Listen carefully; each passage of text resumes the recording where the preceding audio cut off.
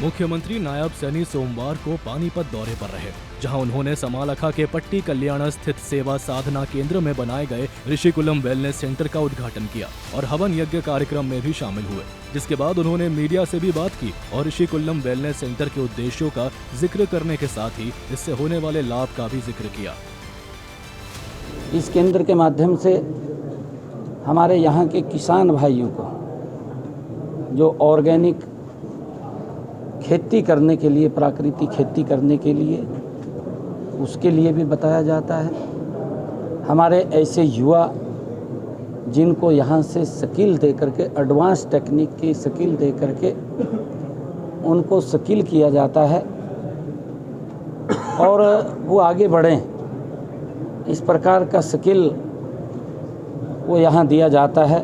और आज ऋषिकुलम wellness centre का उद्घाटन हुआ है कि व्यक्ति अपने शरीर को भी इस भाग दौड़ की ज़िंदगी में, क्योंकि लगातार व्यक्ति बहुत ज़्यादा बिजी रहता है, अपने शरीर के लिए भी समय नहीं निकाल पाता, इस केंद्र के माध्यम से कि वो बीच में से कुछ समय निकाल करके यहाँ अपने शरीर को स्वस्थ और ठीक कर सके।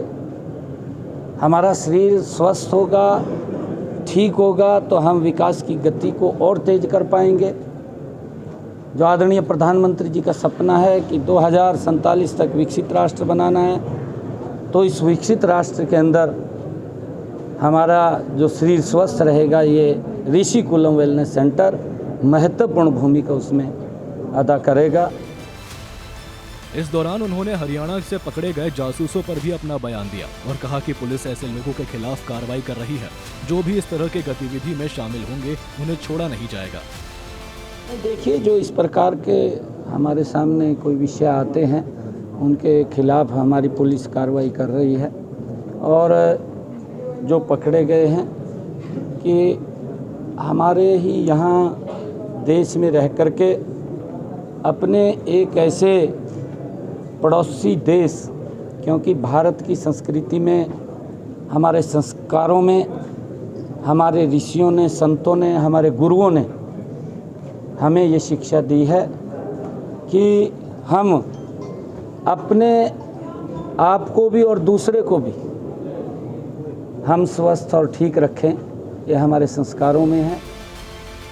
मीडिया से बात करते हुए उन्होंने पहलगाम हमले का भी जिक्र किया और भारतीय सेना की जमकर तारीफ की। साथ ही कहा कि अगर कोई छेड़ेगा तो हम छोड़ेंगे नहीं। हमारे पड़ोसी देश ने नापाक इरादों से हमारे जो भारत के नागरिक थे, जो परिवार सहित घूमने के लिए जा रहे थे, किस प्रकार से टारगेट तरीके से उनके बच्चों के सामने मौत के घाट उतार दिया। और आदरणीय प्रधानमंत्री जी ने एक शब्द कहा था, उन्होंने ये बात कही थी कि अब समय आ गया है कि जो आतंकवाद की बची कुची ज़मीन है उसको मट्टी में मिलाने का। और हमारे जांबाज सैनिकों ने उस आतंकवाद की मट्टी को मात्र 3 घंटे में मट्टी में मिलाने का काम किया है। और क्योंकि भारत के लोग वो द्वेष भावना नहीं रखते, परंतु अगर इस प्रकार से कोई छेड़ता है उसको छोड़ेंगे नहीं।